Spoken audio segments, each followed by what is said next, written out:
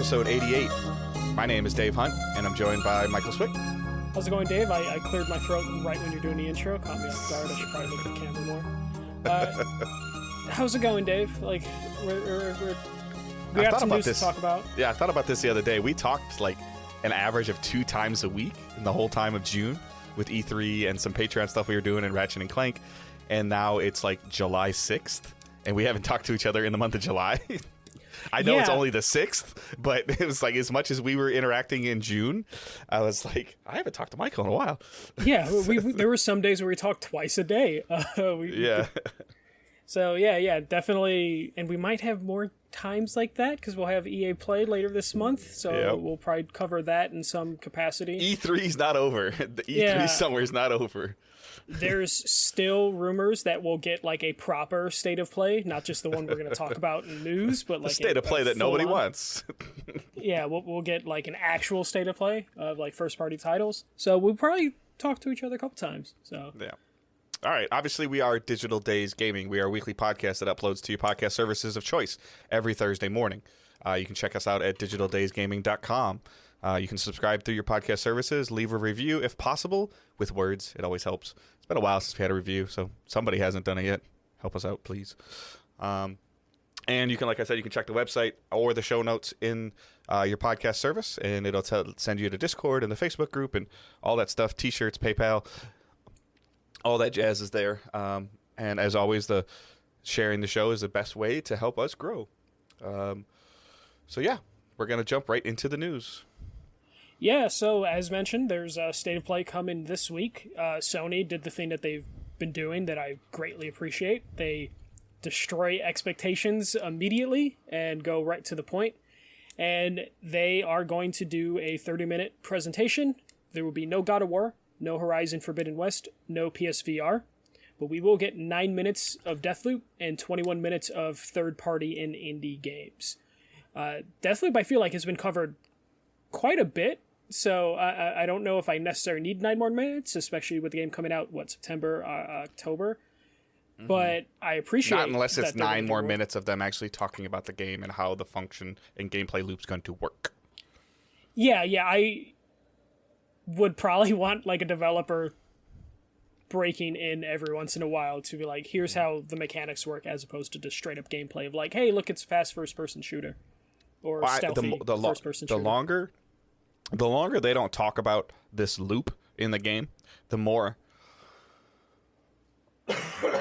Dave is still the more I'm fearing that it's going to be kind of like a Returnal bump in terms of like time commitment. Initially, like when you and I were first seeing this and I was talking about it, and I said, hey, this will be really cool if it's 8, 12, 15-minute chunks that you can affect and finish and kind of checkpoint your story.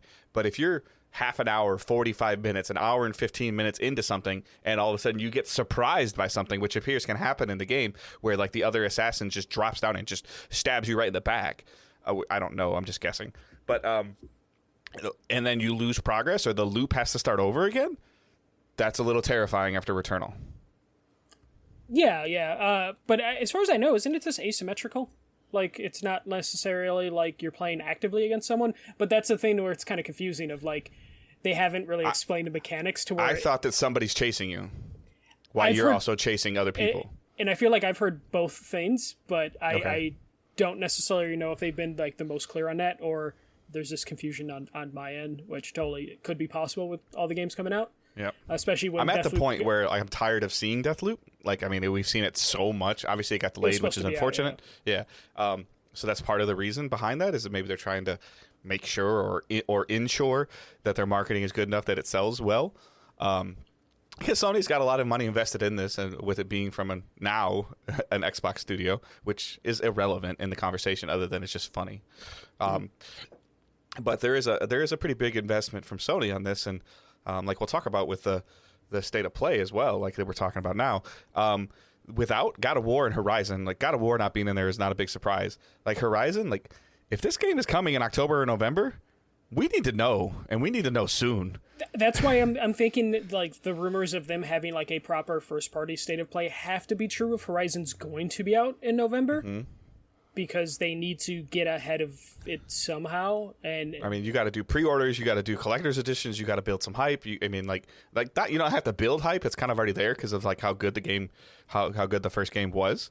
But it's getting like it's July. Like you can't release this game in October at this point. Like I mean, you can, but that's not a lot of time to, companies. I mean, they like retailers are probably already know it's coming and they're probably purchasing it. But it's regardless. PlayStation, and they have the big dick energy to get away with being like, yeah, we can tell you guys it's coming out in 2 weeks and you guys are going to buy it. Like, because they're confident enough in Horizon that they probably don't need to do the hype train that fast. Like, they could just hit when the football season starts. I agree with what you're saying, but with as many games that are coming this fall, like, people need to plan. People need to plan, but I think Sony also, based on all their metrics for like when they post an Instagram photo or when they post a tweet, how much reach they have, they're really not worried. Like they'll hit the marketing push like when the football season starts, and we'll get the Horizon commercials during that if it's coming out in October, November. I don't think that they're really worried about having a long tail. I'm sure physical retailers want there to be like a long marketing cycle, but at this point Sony is just like, was it 50% of their business comes digitally, and they would be super glad to push that. The initial concern for me, though, with this state of play, and then with, okay, so it's Deathloop. It's going to be kind of Bridge of Spirits, some. Like, we're going to see something else for it. Imagine, that comes out that comes out next month. So maybe it's only like 3 minutes or 4 minutes. So that's like half your state of play. And then a third party, some other indies. Cool. It'll be interesting to see, like, 12 minutes, like you mentioned. Like, are they going to try to counteract Game Pass with the PS Plus? Like that's just a guess on my part. The release date is not close enough to the end of the month, though, right? So I don't know if that's really going to. 12th? Yeah, that sounds about right. Like that, middle August. So like there's that. I mean, but the from a business side of it, like this is supposed like maybe it's again you said Sony's got big dick energy, but most people are looking at this as being Sony's counterpunch to Microsoft's E3 thing. I don't feel like that's it, but this is coming out right after, like less than a month after Microsoft's press conference, and right on the heels of E3, in between E3 and in between EA Play, and it appears to be early on like somewhat lackluster. Now maybe they'll have something in there that's surprising, but yeah, and I was thinking about like maybe they squeeze in Final Fantasy 16 in here, some gameplay and stuff like that, but I think you would probably tell people that ahead of time to get them to tune in. And then you hit them with like, oh, here's 9 minutes of Deathloop to like surprise people. Yeah. Unless they're taking the whole like we've got a third party partnership to announce, and then we'll announce it, and then they get to release their trailer and everything like that. Like where Sony ends it with, hey, like console exclusive, blah blah blah blah blah. Yeah, they could definitely like throw that in there.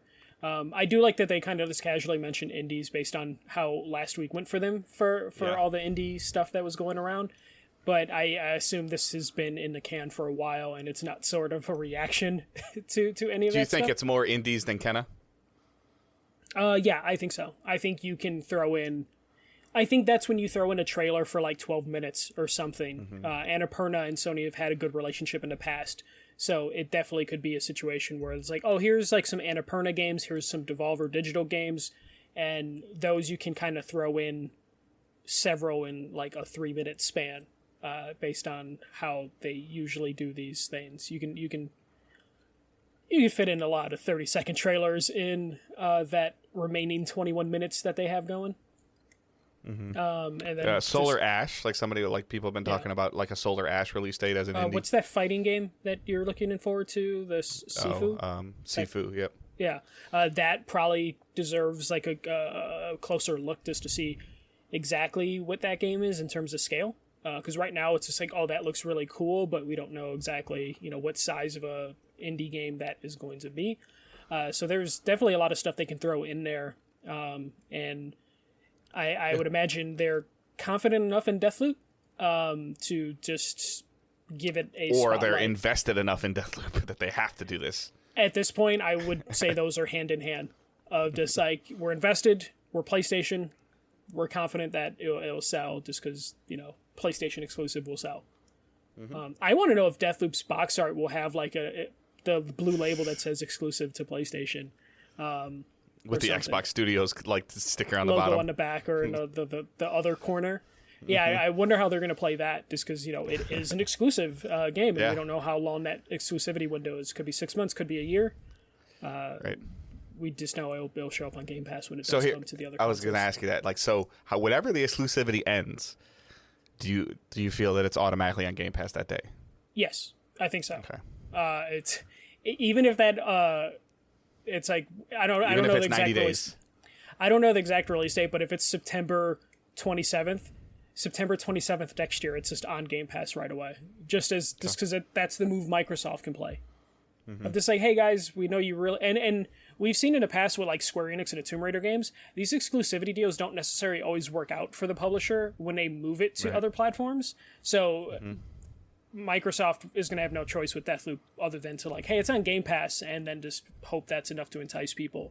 Because there are more people with PlayStations and Xboxes, so a majority of the audience is already going to have played Deathloop by the time it hits other platforms. But Because there's nothing else to play on PS5. but and then Xbox exclusively is on PS5. Yeah. Yep. Other PlayStation news. This one I was really excited for because I'm a weird business-minded person. Just what this could mean for the other studios. But PlayStation has acquired Nixies, I believe is how you pronounce it. So Nixies is a studio from the Netherlands that is known for porting PC games. So their primary partner is Square Enix. Their recent works include Marvel's Avengers, Tomb Raider trilogy, and the Deus Ex games. This is a very competent studio that specializes in porting games, console games, to PCs, and they have a very good track record. Herman Host said they have a passion for improving games and for delivering the best possible experience for gamers.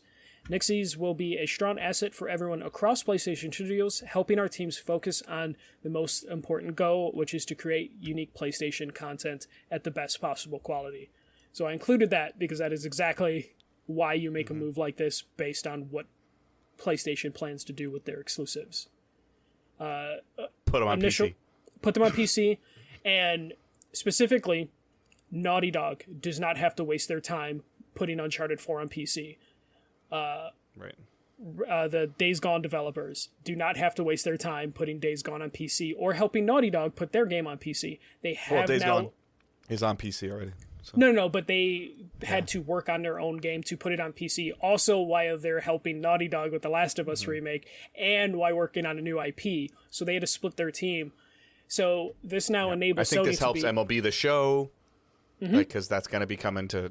I'm sure that like the next platform is PC next year, and then eventually Nintendo in some form of capacity.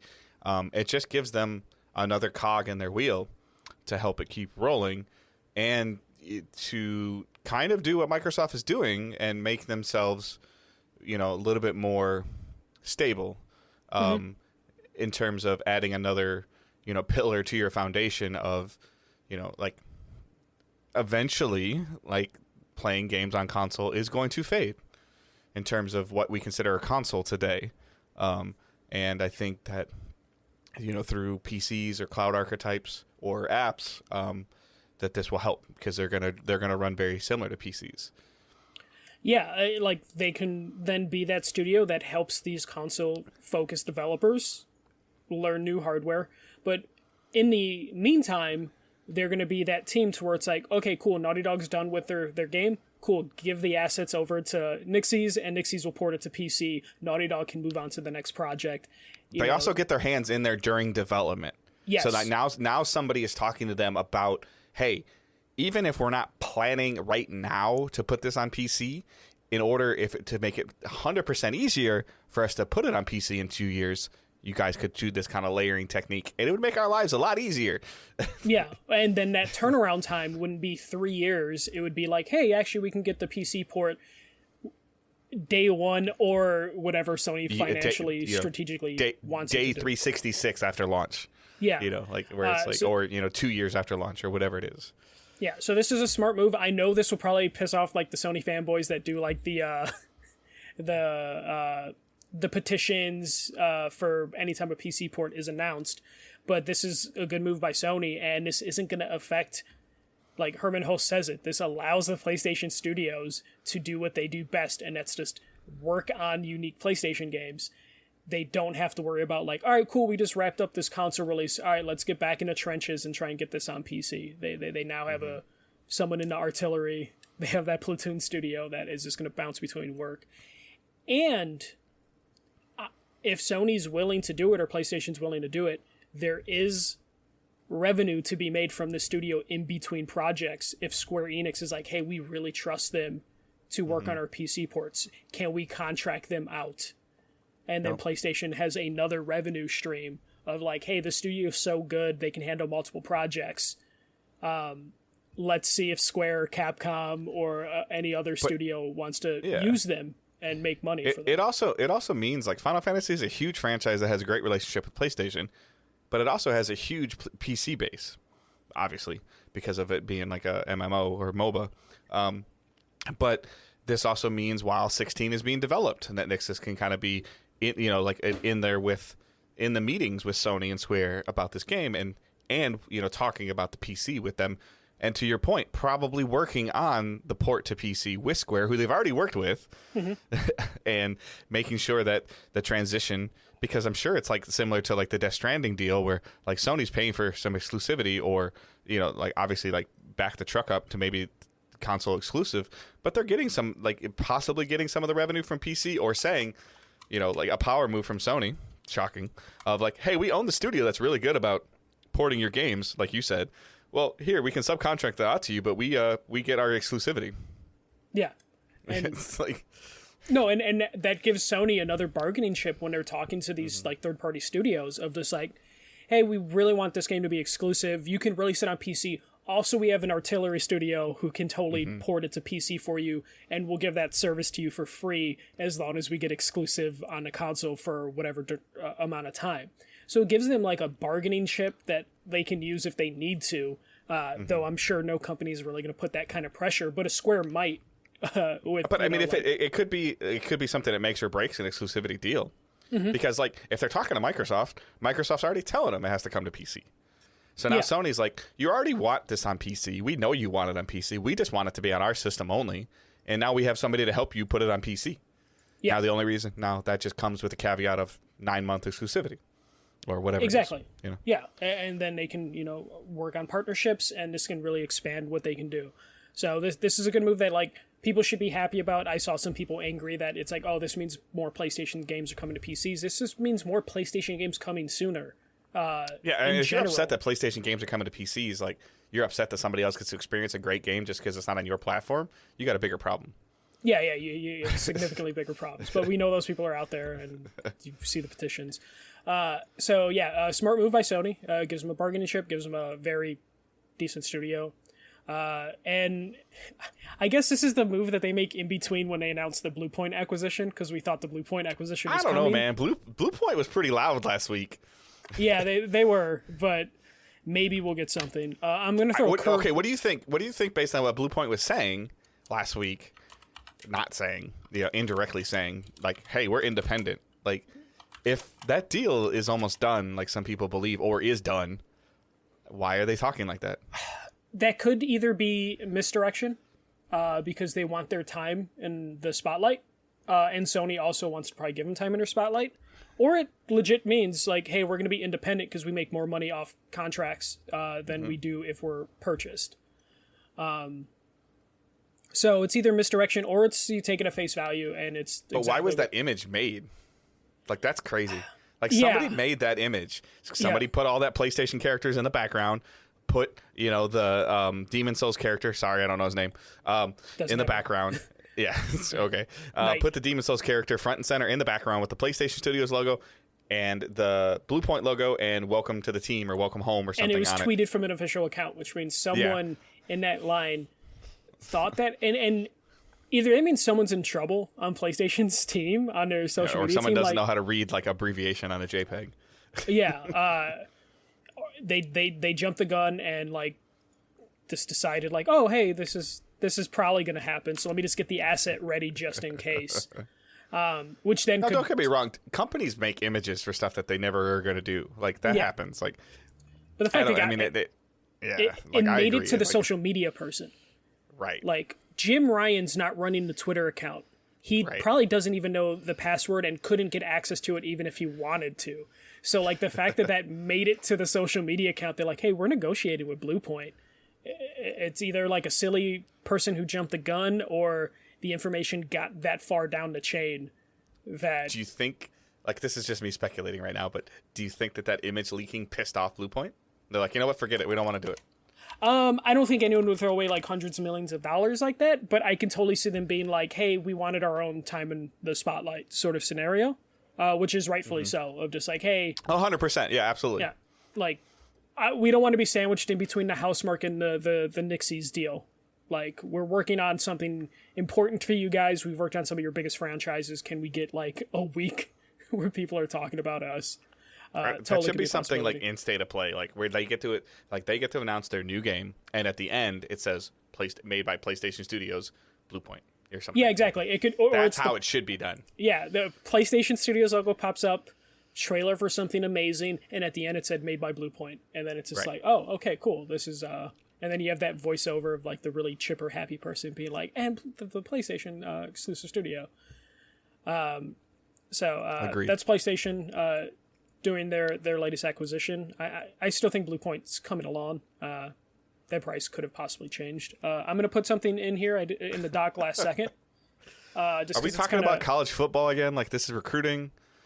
Apparently. We talked was it like a month ago, 2 months ago about Kojima was negotiating with Xbox on making exclusive games.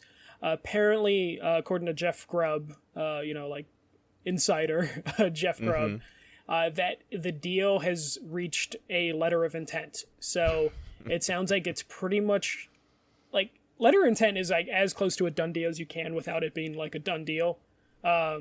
This is at this point you just put weird, like clauses in a contract last second to finalize. But Kojima has signed a letter of intent with Microsoft. And it looks like what won him over was they pitched the cloud computing aspect of Microsoft and what they can do with the cloud. And Kojima likes experimental sort of things. He likes being on a cutting edge. So it sounds like he is going to be making an exclusive game with Xbox. This sounds like it could possibly be even like a multi-game deal. So it could be a franchise. But this isn't a letter of like Kojima Productions is now purchased by Xbox. This is he wanted to stay independent and signed a deal with Xbox. I mean, this has Microsoft owning the IP, paying Kojima to make it written all over it.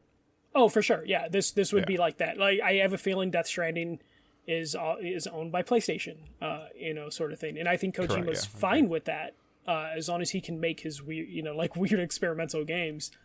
It sounds like also there's something I forgot to put in the news a couple weeks ago just because it didn't seem like that big of a deal. But Microsoft they hired Kim Swift, and Kim Swift, if you're not familiar with, she is like the creator of Portal, and she worked on Left 4 Dead for Valve. She's worked with I think Google and Stadia before this, and she's been like bouncing around kind of like a liaison between like tech companies and developers. So Xbox apparently signed her specifically to be like a handler for Kojima, kind of like how we saw Cerny do for Kojima when he worked for PlayStation. Oh, Andrew House, but like Cerny's the one who took him studio to studio. Yeah. Andrew House is the one that like was able to obviously to communicate with him, and the relationship with House and Kojima was a huge factor, which is why House got to announce it. But like it basically seems like this has made it to the point where they are willing to hire someone else, which is already going to be expensive, to just handle potentially working with Kojima and getting this game off the ground. Because I would imagine he probably is going to have to switch engines. Because she's like the finisher, where there's like this big fight in the room, and she comes in there. It's like, okay, so you said this and you said this. This is where we're gonna meet. Yeah, exactly. And this is your engine. Yeah. These are the engines you can choose from, and this is what you're gonna do. Basically, what we saw, like Andrew House made the deal, and Mark Cerny then took him from studio to studio. Like, do you like this engine? Do you like this engine? Okay, we'll go with this engine. Right. So. They're looks like they're making moves and getting closer and closer to signing Kojima to an exclusivity deal for maybe one or more games, and we'll probably be a couple years away from hearing about that, because it's going to be another Death Stranding situation where like we're going to get the announcement. It's like it hasn't started. Like, I mean, development maybe is like really, really, really early on. Obviously, because I mean, like there's a concept and maybe something that functions and moves in maybe, I don't know, Unreal 5 or something like that, and him just showing like, hey, this is my intention, obviously, and then okay, like now we want it to be a Microsoft Game Studios game, and like you said, here you want to use Rare, you want to use 343, you want to, whatever it is. Yeah. And then also just being like, hey, you have cloud computing technology, I want to implement that in the game, and then who knows how long it's going to take to implement that into the game as well. But it at least, we now know exactly where they are in terms of just like, this is going to be years away. We'll probably get a logo or some basic announcement in the next couple months. Kojima Productions, cross Xbox Studios, blah. Yeah, exactly. And then they might overhype it and be like a 3-game project, and coming in the future. On top of that, though, like I wanted to, because Kojima left Konami, and it broke like right after we recorded last week. But Konami signed that deal with Blooper Team. Yes. To make what is believed to be more Silent Hill, right? Yeah. Make a Silent Hill game. Yeah. Yeah, and there's been a lot of talk about like, oh well, like Blooper Team's not worthy to work on Silent Hill, and my whole take on this, and I put this on Twitter and whatever, sometimes my tweets get tons of interaction, sometimes they get nothing. It's fine. We know that Konami is a pain in the ass to work with. Like that's a proven fact. And everybody's like, oh, Konami could have got any studio to do this, and maybe they went to Naughty Dog, or maybe they went to somebody at Sony and said, okay, this is what we want A, B, C, D, and E, and Sony Studios are like, get the hell out of here. Yeah. And Blooper Team's like, okay, we can do that. Like, well, no, like there's a chance Konami was like, we want to make a Silent Hill game, and here's the budget, and they went to multiple studios, and those studios were like, we can't do shit with that budget, but Bloober, who make like indie to AA games, were like, oh, we can fuck with that budget. Like we can do something with that, and then you just have to hope they give them enough creative control. But that destroys any of the Abandoned is a secret Silent Hill game that PlayStation has acquired. So what happened with that trailer? It got like delayed? Yeah, it's sounding more and more shady with that, because if you're trying to get something posted on the PlayStation Store, you have to go through like certification, it needs to go through QA, all that stuff. Day of being released, he's like, oh, it's not done yet. We're still doing some translations and working on some bugs. It'll be out Friday. Friday hits, and then he's like, oh, it's still not done. It's going to be delayed until August, which just makes it sound like this is a huge mess. And I really think PlayStation kind of needs to come out and be like, they're an independent studio. Like, do not get too overexcited. We have a partnership with them on our storefront. That is all. They paid us $25,000 to get this on the storefront, or something, because at this point it just seems sloppy messaging. And people might be blaming Sony, and there's no reason to blame Sony. Yeah, Sony's just like, no, they knew the QA system is going to take this many weeks, and then they can't just throw in a day one patch unless that goes through certification as well. Right. So it just seems like a studio might be in over their head, and they saw an opportunity, like, to get people excited for their product, and they jumped on it, and it might backfire on them. There's a still chance they can turn this around, and then it could be a secret surprise from Sony, but it's more and more looking like it's not that case. But yeah, so that's the update on Kojima, Konami, Abandoned, Blue Box. We'll find out. It's all one August. Like big gift now, like that. We don't know what it's going to be when we open the gift. Yeah, it's we'll find out eventually, I guess. 2024. God, yeah. All right. The last story, which is I guess the biggest one, but it's really not.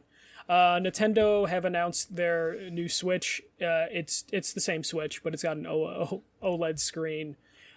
Specific details on this is the new Switch will have a 7-inch OLED screen, which is an increase from the 6.2-inch LCD screen on the current Switch. It's still going to be 720 portable, 1080 docked, no battery improvement from Switch 2.0. Internal memory is doubled from 32 to 64 gigs. It actually has a full adjustable kickstand for portable mode, and the new dock has an Ethernet port. It will release October 8th for $349. Dave, initial thoughts on this. I mean, I've gone back. If you play in portability, if you play in handheld mode, this is great. Yeah. If you don't, I don't know what to tell you. Like, it's weird. Like it's weird and it's not weird. Like Nintendo's done this with 3DS, 3DSi, 3DS Lite, 3DS XL or whatever. Yeah. Or 2DS to 3DS that like some of your games play, but like the other, like they've done, and they've come out and said like everything's going to work. Like this is just an OLED version of it. The bigger internal memory again is great for portability. The bigger screen is great for portability. It's going to affect battery life, whether you believe it or not. It's going to. It's going to improve it. Yeah. I think it's going to affect it more. Well, no. So OLEDs are more battery efficient. Okay. But they didn't put anything on the box to say one way or the other. So I'm a little disappointed that there's not really any core changes to Joy-Cons. I'm tired of the drift crap. I'm as someone who owns like 6 Joy-Cons, I'm kind of fine with them not changing the Joy-Cons because I don't want to buy more. I was really worried that the Joy-Cons were going to be new Joy-Cons, but they said you can use the same ones. I would be 100% fine with these Joy-Cons work better. Like it was a great opportunity for them to make better Joy-Cons that still work on your Switch and your OLED Switch. Like it was a great chance for them to be like better thumbsticks, more, like even if they just said something like that. Like the kickstand was great. Because I know that mine snapped off at one point in time, and I don't even know if it's on there. Because Owen has a Switch Lite, but in terms of just the way that Nintendo deals with their hardware, like this is intriguing enough. I don't like the price point, but I have a theory on that for the price point. They're preparing people for the Pro. No, so what I think is going on with the price is they still have enough of the current Switch model, which is like Switch 2.0. People forget that they improved the battery life on the Switch.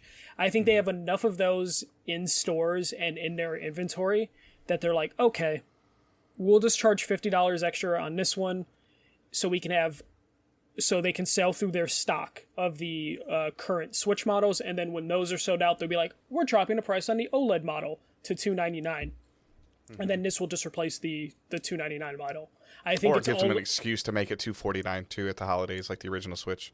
Yeah, which they definitely could, but I see Nintendo being a little crafty. This $349 one is probably so fucking profitable for them because the LCD screens were actually kind of getting expensive to produce because they were the only ones using those LCDs.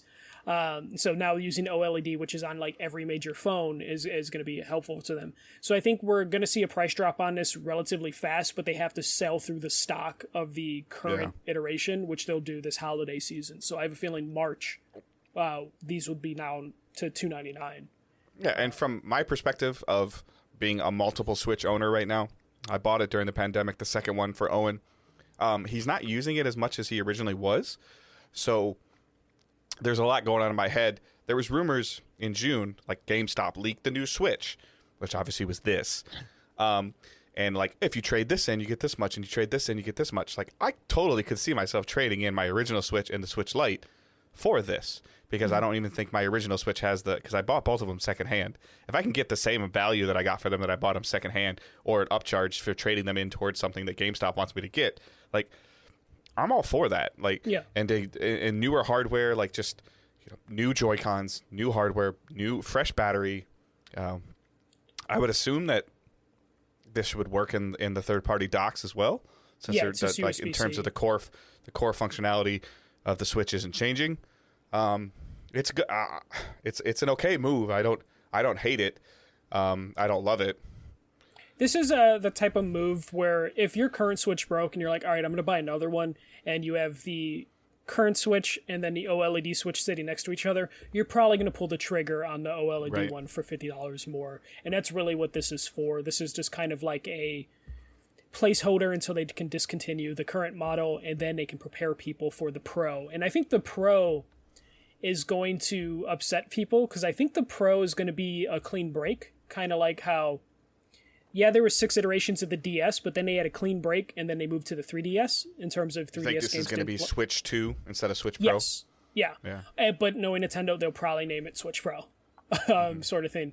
I think this is just a temporary thing, especially with the pandemic still fucking up like all sorts of shortages for conductors. Like, this is a thing that they're like, hey, we have enough of the current chipset purchased and warehoused that we can slap these OLEDs on that no one's competing for, like they are for the semiconductors and all the other processors.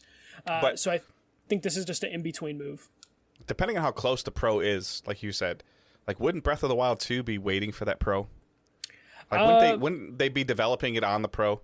I don't think Nintendo cares about, like, if it runs, it runs. Like, I don't think Breath of the Wild looks like anything that's like, oh man, that needs the extra horsepower. But do you really see them releasing a Zelda sequel in November of 2022 and releasing a new console in November 2023 that Zelda doesn't work on? I mean, it could be backwards compatible, but I don't think it's going to be forwards compatible, if that makes sense. Okay.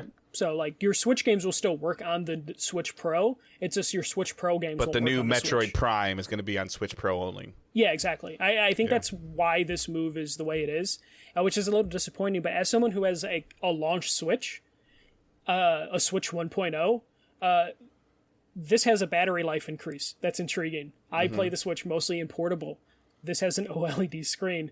I love my Vita with an OLED screen. Yeah. So this is intriguing to me, even though it's and not like much you of said, a jump. it will work with everything you already have. You already have for your older Switch, your multiple Joy-Cons, your new holder.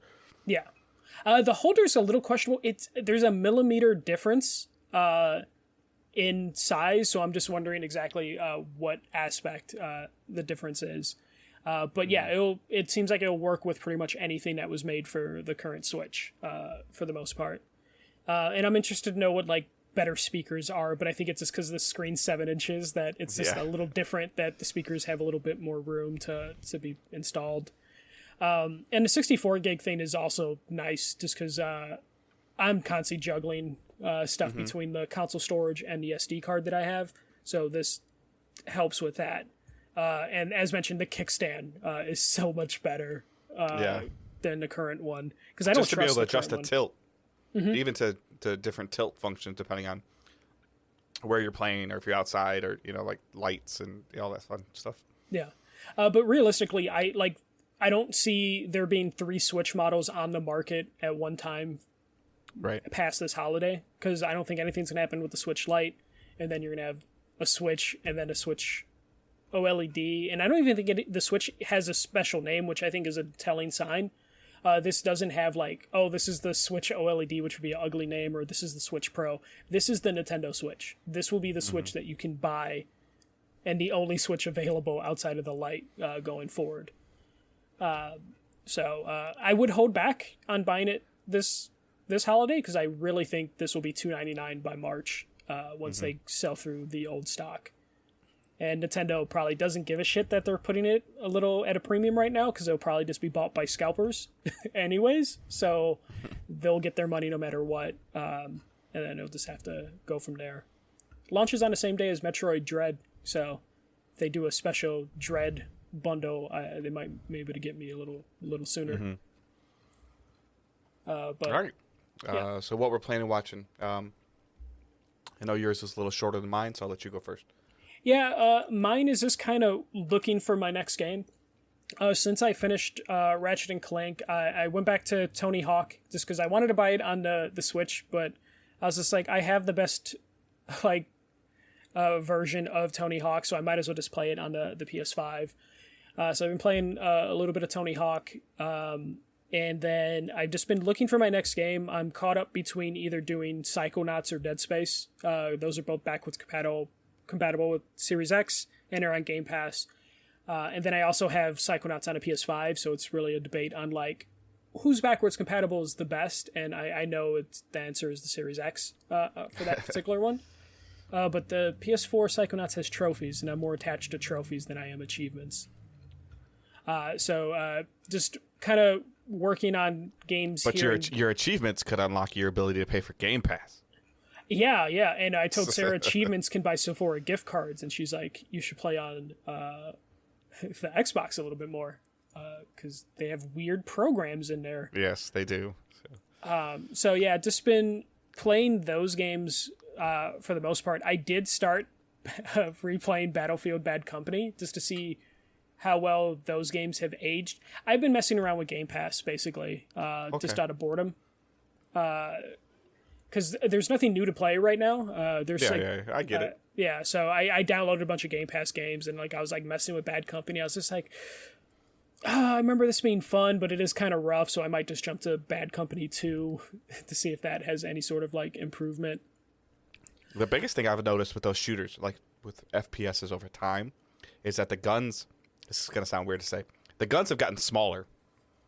Yeah, guns were a little beefier in those games in terms of like if you're talking about like real estate they take up on the screen sort of thing. Yep. I mean, that's a huge thing that I noticed from Destiny is bringing a couple of Destiny 1 weapons into Destiny 2. And like there's a scout rifle that just came back, and it was like one of the go-to scout rifles in Destiny 1 for a long time. I put it on in Destiny 2. I'm like, this gun is huge, like on the screen in terms of like how much it takes up. I'm like, what? Like, did I play with this with like 70 field of view, and now I'm playing with 105 field of view, and this gun is still big? Like, I was like, wow. And I noticed that sometimes when I've gone back into some of the older games, like I think I went back and messed around with Bad Company like years ago with like an extra life thing or something. But so I was just like, and they still, and obviously modern gaming has evolved tremendously, as we all know, but they always felt heavy in terms of like movement. So yeah, that is definitely something I felt in Battlefield Bad Company 1. Just everything just kind of felt sluggish and heavy, and I don't know if I'm going to stick with it. I think I'm just going to go with like Psychonauts, just because I'm kind of into like a platformer right now. Like we started to replay Spyro. Reignited Trilogy over on the PS4 after Ratchet, so I might do that. I really wish I could play Sly Cooper on something without hooking up my PS3 again, but that's not really an option right now, and I don't even think the remake trilogy's on PlayStation Now. I would have to look at that. Might be worth subbing to PlayStation Now just to replay those, because I have good internet. So it's just mostly that. I'm waiting for A Plague Tale to go live on the store, which I believe it did a couple hours ago. I own that, so I'll just get the upgrade. I just hope there's no bullshit problems you have with PS Plus stuff where like you can't download the game separately from because PlayStation you have Plus. the PS4. It's like no, just the idea, like, you know how like the new game comes out, debuts on PlayStation Plus, and then you have to go through extra steps because you're like, no, I want to buy this game with my own money. I want to own this, but it like constantly flashes the PS Plus. So I got to see how that's set up for A Plague Tale, because I kind of want to replay that and see how it looks on PS5. Because that is like one of my favorite games of last gen, so I have to go play that again. I'm actually going to play it. I don't know if I'm going to play it on Xbox or on PS5. Probably on PS5, just because I have a Series S. Yeah, and also the one that's on Game Pass is just the Xbox One version. It's not the Series X. I thought it just automatically upgraded through smart delivery. So it doesn't necessarily work like that for Game Pass stuff, unfortunately. Yeah, Curry, I might stream that when I play. I'll have to decide. And this cough has to go away. Yes. before I stream. So once that happens, that's when you'll see me stream. But have you been watching anything? No, just movies for every movie ever. Just watching random foreign films, and recently watched a rom-com called Always Be My Maybe, which I really, really enjoyed. So yeah, check out every movie ever to see what else I'm doing besides video games. All right, so watching, just because my wife reminded me in the chat, and she's going to blast me if I don't. And Michael's going to laugh at me for this anyway. So my wife has not been feeling very good this week, and it's also been tremendously hot. So I'm setting up a bunch of excuses for this. So a lot of background TV has been going on in our house of television that we just don't care about. It's on, and it's just kind of like background noise. And on Paramount Plus, my wife started, and of course, like over time, like I've been putzing around watching YouTube videos or in the other room, and now usually about before we go to bed, we watch 1 or 2 episodes of Dallas Cowboy cheerleaders making the team. Okay. I started Mythic Quest, by the way, too. Which is nice. Really nice. It's 2 episodes into that. Is First that season like or second season? First season. I haven't watched it before. I got a new iPhone, and it came with Apple Plus or whatever. That's good. So, my daughter keeps buying new Apple products, and that's why I keep getting it. So. Yeah. Is that like the country music television reality show from like 10 years ago? Or is this a new? No, this is like like trying out for the Dallas Cowboys as a cheerleader, and How the old amount is of the show? like 2018, 2019. Okay. And the kind of just the process that they go through and where people come from to attempt to make this team, and the high regard that they hold themselves to. And it's fascinating more just because the people stories. Like there's a girl that's on trying to make the team that works as like a sign language person, and just like any reality TV show that does a good job of this or doesn't do a good job of this, but getting you to almost care about the character for like that quick 5 minutes, or not even the character, but care about the person. And she's still like, it's not like I've sat there and said, oh, you can't watch the next episode without me. It's not to that point, but when it's on, like something will happen and I'll look up and pay attention for 5 minutes, and then all of a sudden, like next thing I know, it's like 20 minutes has gone by. Yeah. So that's happening to me. Yeah, apparently my wife said it has 16 seasons. That's a lot. Yeah, so that probably is the show I was referring to from like 10 years ago. I just didn't know it lasted 16 seasons. I'd imagine that would probably be the same show. And then I got back on for whatever reason again, I got back on the Smallville bandwagon, got to like season 4 where they started it's because Chloe was convicted this week, so maybe that helps. Yeah, that's what my wife said that too. She's like, yeah, that girl's got 3 years, and I was like, oh, okay. Deserve 17, whatever. Yeah. So it looks like they're starting to introduce more superheroes. There's a Flash Easter egg. Okay, yeah. They never go full with that, so don't get too excited. No. It's just the storyline is progressing well enough that it's gone away from the Kryptonite monster of the week to like a flowing story. Like you can kind of see the show improving over time. Yeah, they set up like Lex more and more as like the actual antagonist, as opposed to being in the murky gray that he plays with the first 2 seasons. It's just what I end up watching when I'm by myself, or like Ansela's watching whatever she's watching, more Dallas Cowboy stuff, and when I'm not paying attention to that.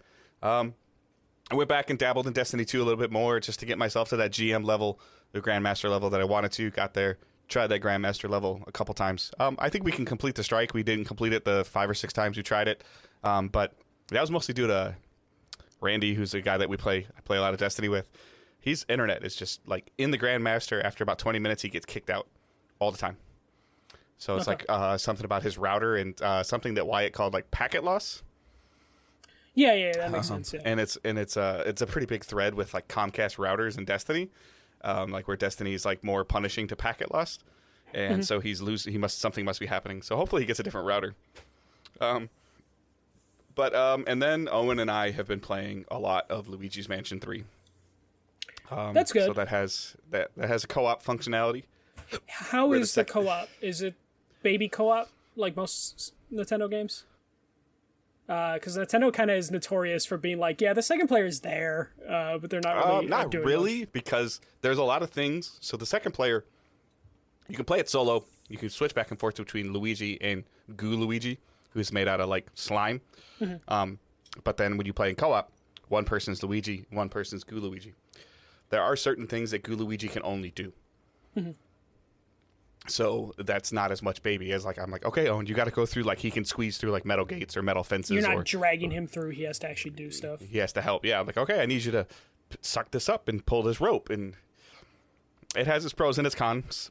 I love my son, but he's almost 6 and he needs to know his left and his right a little bit better. That's never a good sign when every time you talk about playing co-op with your family, like you're like, I love my wife. I love my son. He's at the point where like we get to bosses and he's like, I want to take a break. And I'm like, all right, fine. Turn your controller off or whatever. That's a pain in the ass is to get in and out of the co-op. That sucks. It's not drop in, drop out? No. Okay. That's like you have to like go to the menu and do it. And like, it's weird. You can like disconnect controllers and then it just does it. In order to turn it on in the game, you have to go down to the basement lab and do it. I found out there's a way to fast travel through the menu to do that, but still you have to go there to do it instead of just like turn the controller on, let me play. But so then I'll beat the boss and he'll be like, oh, I want to check out the next floor. And I'm like, wait, like, you got to help me do this hard work. Like, I'm not going to like just beat the boss for you. And you say you want to take a break. And then when I beat the boss, you're like, oh, wait, we got another elevator button. I want to see the next floor. Yeah. Really good job by Nintendo in general. Like each floor in this hotel is super unique. like in terms of Safari levels and like a Beanstalk style level and like a casino like level. Like just every floor has its own unique thing. Really interesting boss fights. I mean, at its core, it's still vacuuming up a ghost and mashing A to beat the ghost until you beat it. But each like just the content is just impressive, and it you always see that with Nintendo, and it gets deeper and deeper. So it's been good. It's definitely been a cool investment through GameFly for that. Yeah. I've been meaning to cancel my GameFly just because I haven't really been using it. But I every time I'm about to cancel GameFly, I like look at my queue. I'm like, oh, let me just play that game, and then I just don't play it. I'm strictly using it for the Switch, obviously, because I own a discless Xbox and a digital only PlayStation. It's been really kind of annoying lately. I'm slightly. Just every once in a while, I slightly regret that decision of going full digital only on the consoles when I see like Sackboy on sale for like $30, and I'm like, damn it. Yeah. And I'm in a part at where the same time, like, I'd be too tempted just to trade it in, like after I play it and beat it, Yeah. But Plus has been pretty good. Game Pass is pretty good. So like you've been finding stuff. Both companies just need to do a better job of paying attention to the retail sales and just match them. Like I don't understand. Like I hate how much like the Xbox store is a laggy piece of shit most of the time, and I just want to give them money. And then a PlayStation store is like, good fucking luck finding anything. To where like both stores are like they refuse to take my money in different ways, and it's kind of frustrating. And I know it's like, oh, the app's but I mean, easier, if I'm Sony or I'm Microsoft and I see GameStop, Walmart, Target, even if I'm Nintendo, mark my game down to like $40, which is their right. Just match it. Yeah, match it. We do it at my company. We match online. We have dynamic pricing. Just change the price. And the sales are big enough. I would have bought Sackboy for $40. And most likely Sackboy was on sale as soon as Amazon put it up for sale. GameStop put it up for sale. Yeah. Walmart put it up for sale. Like they can easily be more fluid with that. Do they even really do flash sales? And you make anymore? money off of it. Yeah. No, I haven't seen a flash sale in forever. Especially digital. Like they make money off it no matter what. So yeah, I wish they were a little better with that. Yeah. And then they'll do the thing. They would get me a ton of money. Like I mean, like just impromptu Wario stuff all day long. They'd get me. Yeah. I wish, or at least if they, like PlayStation still had the Amazon storefront that they had before, where you could buy digital codes from Amazon. Like that was really nice because Amazon would put those on sale pretty frequently. But yeah, I totally agree. Like they're definitely missing something, or missing money that they could get. I would buy more games on my PS5 if that was the case, or my Xbox. Yeah, I mean, think about it. If like Wario does it all the time, he tweets out Zelda Breath of the Wild on sale at GameStop, Target, Walmart, Amazon, all these links, and then just say US eShop. Like the people that are looking at it on Twitter on their phone would just buy it on the digital front because they don't gotta go nowhere. Yeah. If anything, like the Switch is probably the best place for sales. Like every week there's like hundreds and hundreds of sales. But like PlayStation would do their big sales, but it'll be like the same sale will last like 3 weeks, and you're just like, okay, cool, but like this new game isn't on sale yet. Why? But yeah, I agree with that completely. Anything else? No, we haven't got a chance to go back to Loki yet, and again because we've been so tired, and Loki makes you think a lot. So.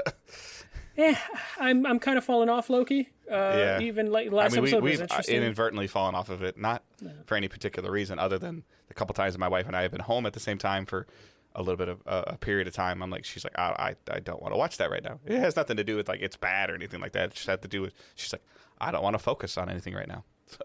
Yeah, I wonder if Wednesdays kind of hurt them. Like just being like, oh, it's just out on Wednesday. I think. Yeah. Like I always look forward to like Friday because I would sometimes have Saturday off or whatever, being like, all right, Friday I'm gonna watch this. And we I mean with WandaVision and Falcon, Falcon, Mighty Ducks, all of them. It was kind of one of those things where like, I was near the end of the pandemic. Anyways, restaurants weren't, but it was like Friday night we're getting some cool meal, and we're sitting at home, and it was like our dinner date show. Yeah, like, no, same. It was like we would order pizza that day. But now, like, I get home from work on Wednesday, and I'm just like, it's like 9 o'clock, 10 o'clock. I'm like, oh yeah, Loki's out today, and we'll watch it. But it's not like before, where it's like, all right, it's Friday. Make sure you have WandaVision muted or on Mandalorian Twitter. Even. Yeah, exactly. So, all right, you want to hit us with some questions? Yeah. First one, High Degree on Twitter asks, I don't know if I believe there will be a Switch Pro. All the talk of the Switch Pro, and then when we get an OLED Switch, what do you think? Do you think there will be a Pro version of the Switch? I mean, I think we kind of addressed that, where you feel like it's going to be a Switch 2. Yeah, I think it's going to be the Switch 2, Switch Pro, but I don't think we're going to see that until 2022, 2023. I think this right now is like a stopgap Switch. You mentioned it earlier, like there was like 5 or 6 iterations of the 3DS alone. So we're on, what is this going to be? Like we have Switch Lite, Switch 2.0, which was like the quiet remodel. Yeah, it's like the 4th version. So yeah, and this is going to be the 4th one. So they're due for like 1 or 2 more before we get the next gen Switch. And even then, people got to set their expectations. It's Nintendo. I think the tech that, was leaked in a Bloomberg article of like DLSS, improved graphics power, I think that is going to be accurate, but by the time it comes out, it's going to be underpowered again because it's going to be cheap enough for Nintendo to mass produce.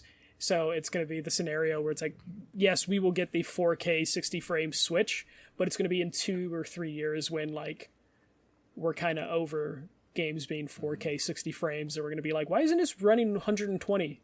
Like Damon in our Facebook group is like, does Mario really need 4K? The answer to that is no. But would Zelda and Metroid benefit from it? Yeah. But do they need 4K right now? No. Could they use 4K in like 4 or 5 years? Yeah. And that's probably when we'll truly get like a 4K thing from the Nintendo. Yeah. Stefan asks, what is the most annoying aspect of video game AI? Then his answer is, mine is how NPCs never walk or run at the same speed as your character, so you must either speed up or slow down to keep up with them. So a leisurely walk turns into a frustration-filled romp across the game world. I 100% agree with this. I think this is number one on my video game AI thing. It's why I kind of stopped playing Red Dead Redemption 2. I mean, I really can't think of anything right away that like annoys me. In terms of AI, bad lip sync, which I guess is not AI, but it's like the game's fault in terms of like the voices matching the mouth. What about when you have like a game where you have a companion AI and they don't move where you want them to move, and they kind of break immersion? I had this happen a lot in like The Last of Us, where you're doing a stealth thing and then Ellie's just standing in the middle, but she's invisible to everyone because that would mess up the AI.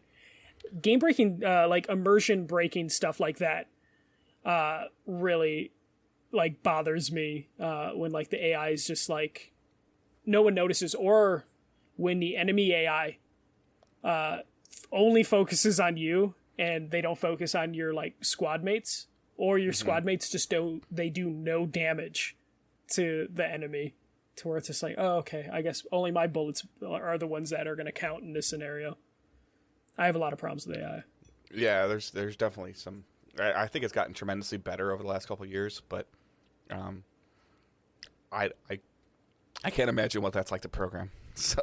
Oh yeah, no, it's definitely. I'm not blaming developers on it. I know it's hard, but just thinking about like Red Dead, and I swear the speed the NPCs walk sometimes is a speed your character can't even walk. So you're just like running in a circle around them because it's like, oh, you got to deliver this whole monologue, and we got to walk all the way across town. This is a bad idea. So I definitely get frustrated with AI. All right, so those are our questions. You can send those using hashtag AskDigitalDays. Again, I'm sorry, I'm getting short of breath again for some ridiculous reason. Because the bronchitis is still hanging around. Spotlight for this week, Ratchet & Clank Rift Apart Spoilercast. It's in the feed. Go ahead and listen to that. Let us know your thoughts, feedback on that. That'd be super helpful. So give that a listen. Don't listen to it if you haven't beat Ratchet. That's your warning. It's a spoiler cast for a reason. Yeah, and you get another warning when you get at the beginning of the episode. So don't tell me I didn't warn you. He's trying, guys. He's trying. You can follow us on social media. The main account is at Digital Days Pod. Michael's is at The First MJC. Mine is at Good Dave Hunt. Facebook group, Discord server, Patreon is all linked in the show notes, so check those out. While you're there, consider leaving a review like we mentioned at the beginning. Twitch, twitch.tv/digitaldaysgaming. You can go to there, and if you have Amazon Prime, you can sub to us for free. If you don't have Prime, you can sub to us that way. Follow us. That's free. And we have an affiliation with Twitch, so that helps another way to support us. With that said, you got anything else? No.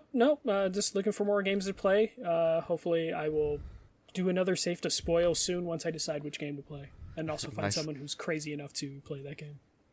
If you replay Dead Space, I might do it. Yeah, I mean, it's on Game Pass, so we might want to do that, especially with the new one being announced. Although I do start overnights on Sunday, so we'll have to see what my time looks like. Yeah, it might not work. Yeah, so, all right. I hope everyone has a great week. Keep moving forward. Don't be a dick. See ya.